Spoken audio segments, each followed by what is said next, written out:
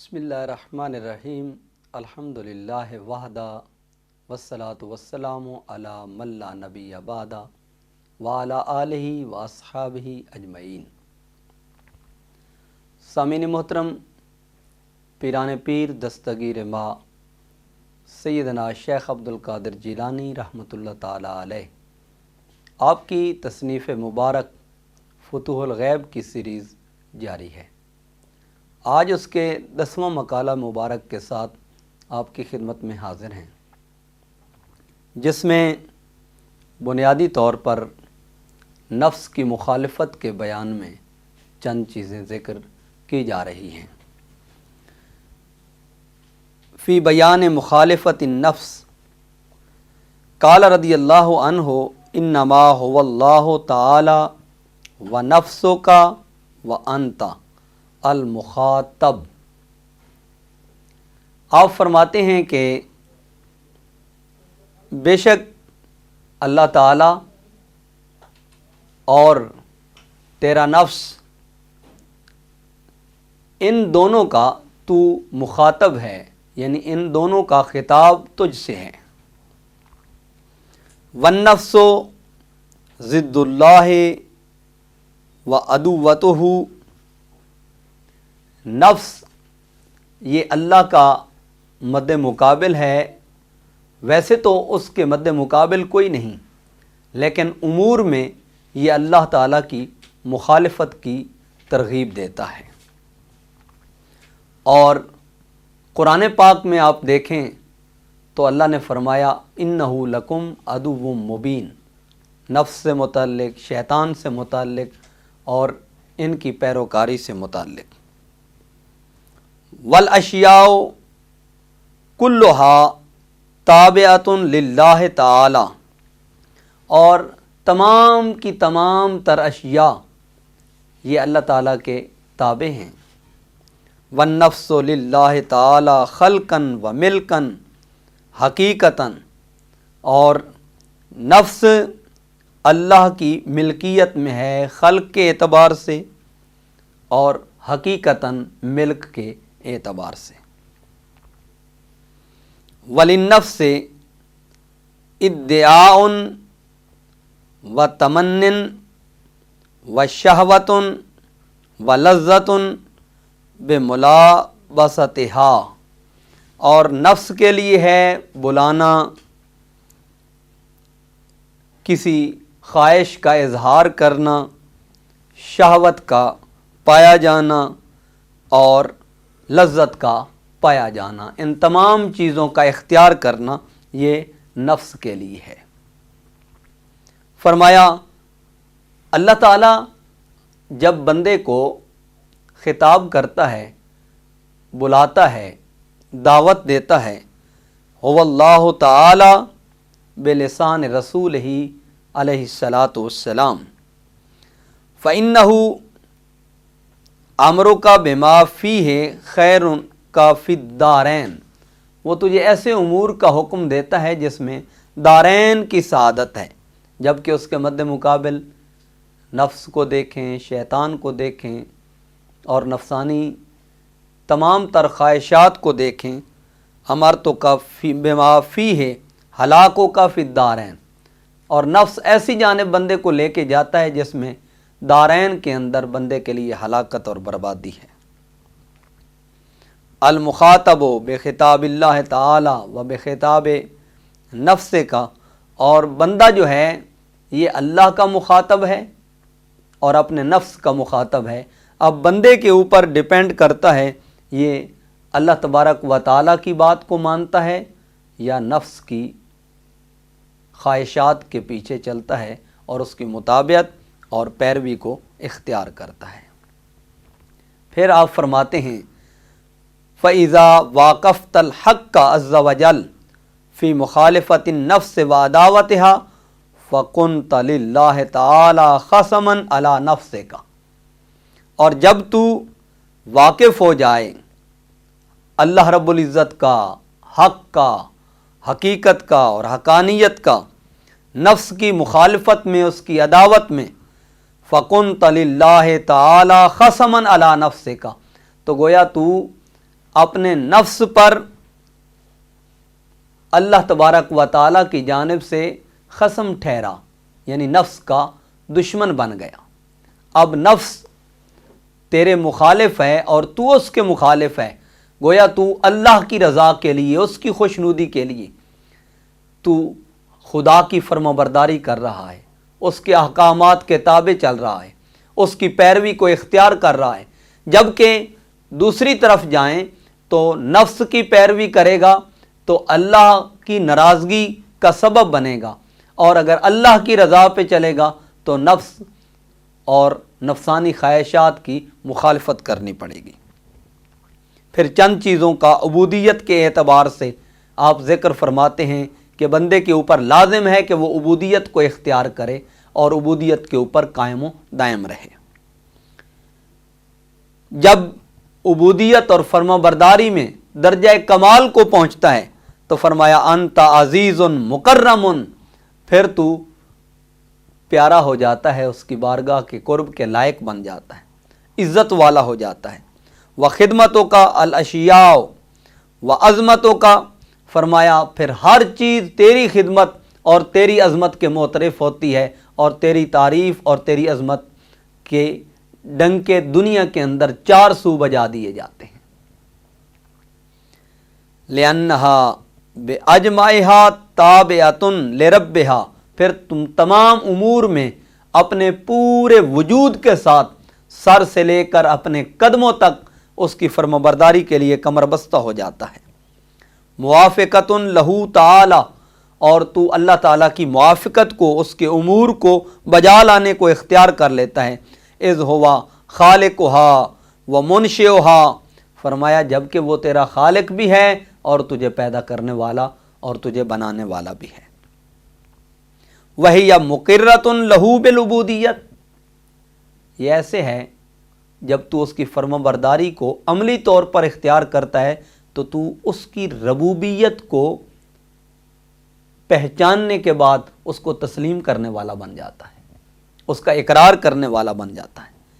اسی لیے اللہ رب العزت نے قرآن کریم سورہ اسراء آیت نمبر 44 میں ارشاد فرمایا وَإِن مِّن شَيْءٍ إِلَّا يُسَبِّحُ بِحَمْدِهِ وَلَكِن لَّا تَفْقَهُونَ تَسْبِيحَهُمْ، فرمایا ہر چیز اسی کی حمد اور اسی کی تسبیح بجا لاتی ہے، لیکن تم اس کی تسبیح کو کما حق کو سمجھ نہیں پاتے۔ گویا کائنات میں کوئی چیز بھی ہے وہ اسی کی حمد کو بجا لاتی ہے، اسی کی تسبیح کو بجا لاتی ہے اور اسی کی حمد و ثنا کو بیان کرتی ہے۔ اور قرآن پاک میں آپ دیکھیں کتنی چیزوں کا اللہ رب العزت نے ذکر کیا، یسبح لہ ما فی السماوات والارض، زمین و آسمان میں جو کچھ ہے وہ اس کی تسبیح اور اسی کی حمد و ثنا کو بجا لاتے ہیں۔ پھر ایک بڑی خوبصورت بات فرماتے ہیں، فالعبادۃ کل العبادت فی مخالفت نفسک، فرمایا اصل عبادت تو تیرے نفس کی مخالفت ہے۔ تمام تر عبادات میں نفس عبادت کی طرف راغب نہیں ہونے دیتا،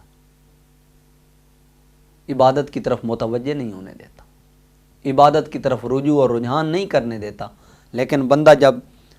عبادت میں لگ جاتا ہے اور عبادت میں مشغول ہوتا ہے تو فرمایا فی مخالفت نفسک و ہوا کا، یہ تیرے نفس کی اور تیری خواہشات کی مخالفت ہے۔ تبھی تو اللہ تعالیٰ نے فرمایا وَلَا تَتَّبِعِ الْهَوَىٰ فَيُضِلَّكَ عَنْ سَبِيلِ اللَّهِ، خواہشات کی پیروی نہ کرو، وہ تمہیں راہ راست سے ہٹا دیں گی۔ خواہشات بندے کو حق سے، حقیقت سے، اپنے رب سے، اپنے پروردگار عالم سے دور کر دیتی ہیں۔ یہ سورہ صاد ہے، آیت نمبر 26 ہے۔ پھر فرمایا وقال تعالی لداؤد علیہ السلام، اللہ رب العزت نے حضرت داؤد علیہ السلام کو فرمایا اہجر ہوا کا، اپنی خواہشات کو چھوڑ دیجیے، خواہشات کو ترک کر دیجیے۔ فَإِنَّهُ لَا مُنَازِعَ يُنَازِعُنِي فِي مُلْكِي غیر الہوا، فرمایا میری بادشاہی کے اندر، میری سلطنت کے اندر سوائے خواہشات کے کوئی چیز بھی میرے ساتھ اور جھگڑا نہیں کرتی۔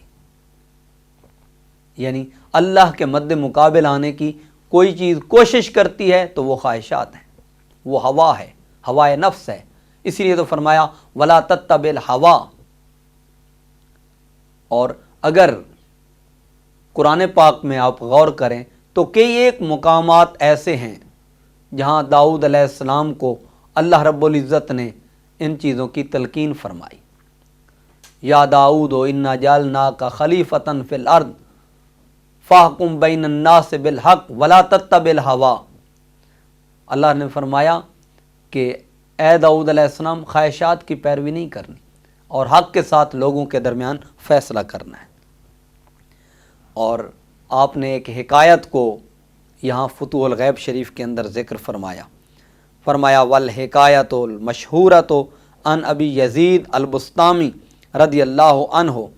روی انہ لما رعا رب العزت فی المنام، کہ حضرت با یزید بسطامی رحمۃ اللہ علیہ نے جب خواب میں اللہ تبارک و تعالیٰ کا دیدار کیا اور اللہ تعالیٰ کی انوار و تجلیات کو دیکھا،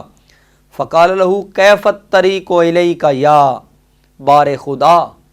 اے پروردگار عالم تیری بارگاہ میں پہنچنے کا کون سا راستہ ہے؟ قالا اترک نفسک وتعال، اللہ نے فرمایا خواہشات نفس کو چھوڑ دو اور میری طرف آ جاؤ۔ گویا اللہ خود بندے کو دعوت دے رہا ہے، خود ہی کو کر بلند اتنا کہ ہر تقدیر سے پہلے خدا بندے سے خود پوچھے بتا تیری رضا کیا ہے۔ پھر فرمایا فقالا فن سلخت من نفسی کما تنسلخ الحیۃ من جلدہا، میں اپنے نفس کو اپنے سے، اپنی ذات سے، اپنے آپ سے میں نے الگ کر دیا جس طرح سانپ اپنے آپ کو اپنی جلد سے الگ کر لیتا ہے۔ سانپ مخصوص ایام میں اپنی جلد کو بدلتا ہے، اپنے کور کو تبدیل کرتا ہے، یہ جو اس کے اوپر ایک خوش نما جلد ہوتی ہے اس کو اپنے آپ سے الگ کر دیتا ہے۔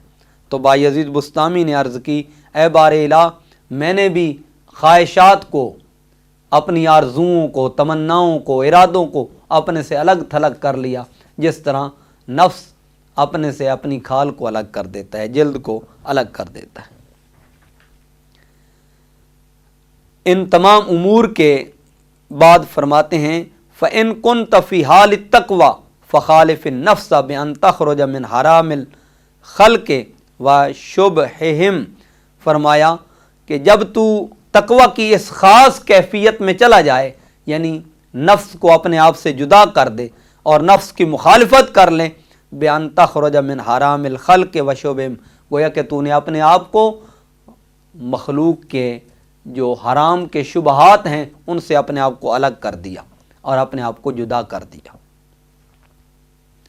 اور ایک مقام ایسا بھی ہے جہاں پر بندہ اپنے آپ کو رضائے الہی کے تابع پاتا ہے اور مذہب جبریہ سے اور مذہب قدریہ سے، ایسے جو جبر کو اور قدر کو ایک خاص پیرائے میں دیکھتے ہیں ان سے اپنے آپ کو الگ کر لیتا ہے، اور کیا کہتا ہے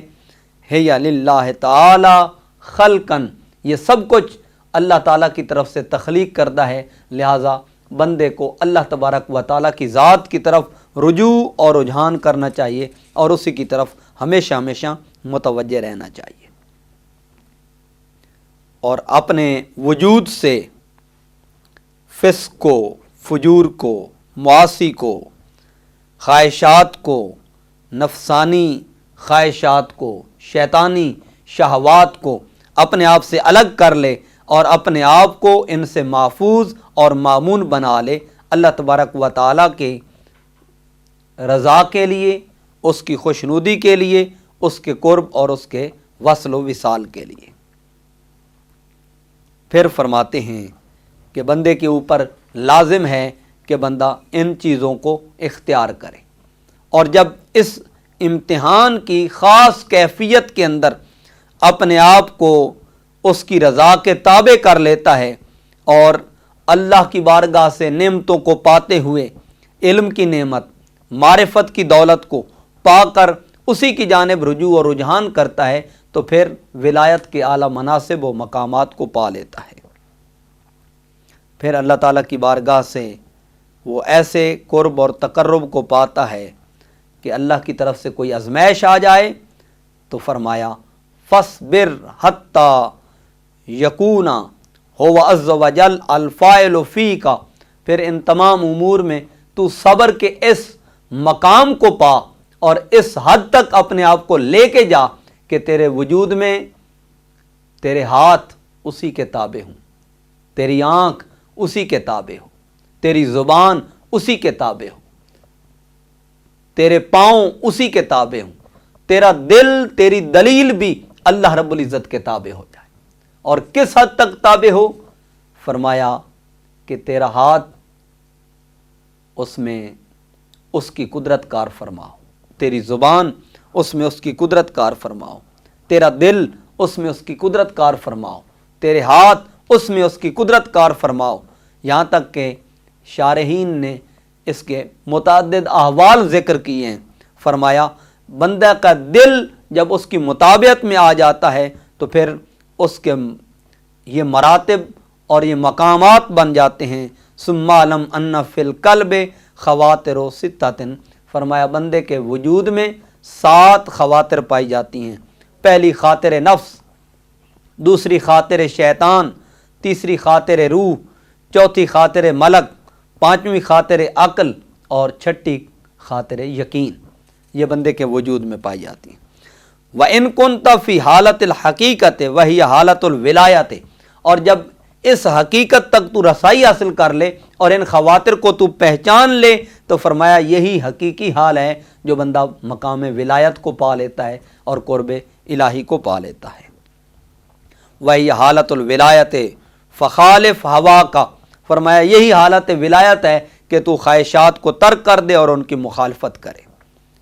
اور اتباع کرے، واتبع الامر فی الجملۃ، اور تمام چیزوں کے اندر اپنے خالق و مالک کی مطابعت کو اختیار کرے۔ اللہ اکبر۔ پھر فرماتے ہیں واتباع الامر علی قسمین،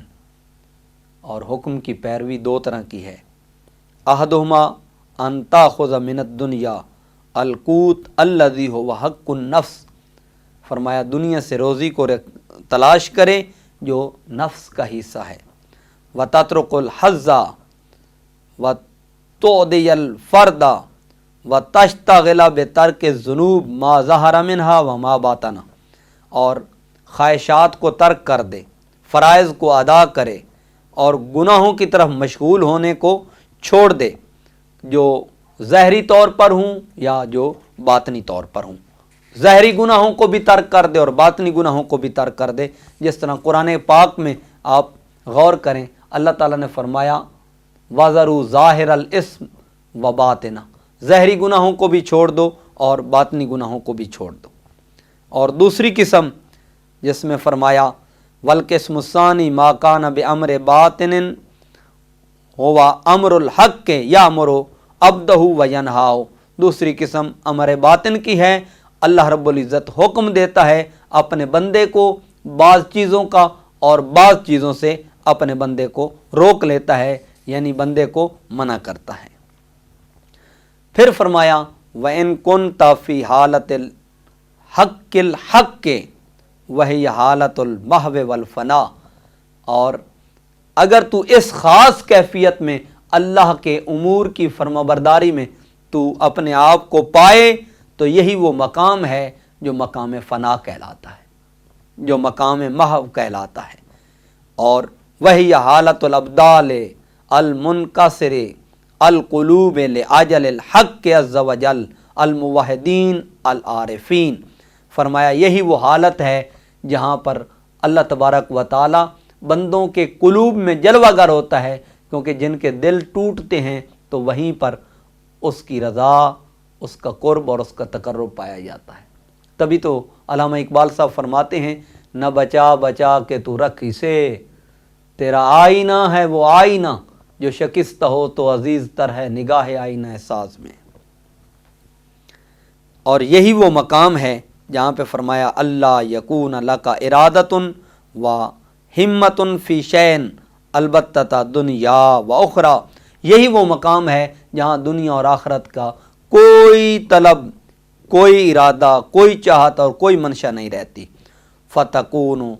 عبد المالک لا عبد الملک، فرمایا یہی وہ مقام ہے کہ بندے کے لیے لازم ہے کہ اس کو سمجھے کہ بندہ مالک کا بندہ ہے، ملک اور بادشاہی کا بندہ نہیں ہے۔ عبد الامر لا عبد الہوا، بندہ اس کے حکم کا تابع دار ہے نہ کہ خواہشات کا۔ کالطفل مع الزیر، جس طرح بچہ دایا کے ساتھ۔ والمیت الغسیل مع الغاسل، اور جس میت کو غسل دیا جا رہا ہے وہ غسال کے سامنے۔ والمریض المغلوب علی حسہ مع الطبیب فیما سوی الامر والنہی، اور فرمایا مریض جس کے اوپر کوئی بیماری لاحق ہو جاتی ہے وہ طبیب کے سامنے ہوتا ہے۔ اور حضرت سلطان باؤ صاحب رحمۃ اللہ علیہ آپ نے بھی فرمایا کہ طالب کو مرشد کے سامنے ایسے ہونا چاہیے جیسے کمہار کے سامنے مٹی، قصاب کے سامنے جانور، دھوبی کے سامنے کپڑا،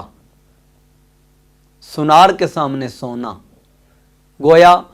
یہ اپنی مرضیوں کو، اپنی رضاؤں اور خواہشوں کو ترک کر دیتے ہیں، لہذا بندے کو چاہیے اپنی خواہشات کو ترک کر دے اور اپنے آپ کو اپنے خالق و مالک کے سپرد کر دے، تو دنیا اور آخرت کی کامیابی انسان کا مقدر بنتی ہے۔ وما توفیقی الا باللہ۔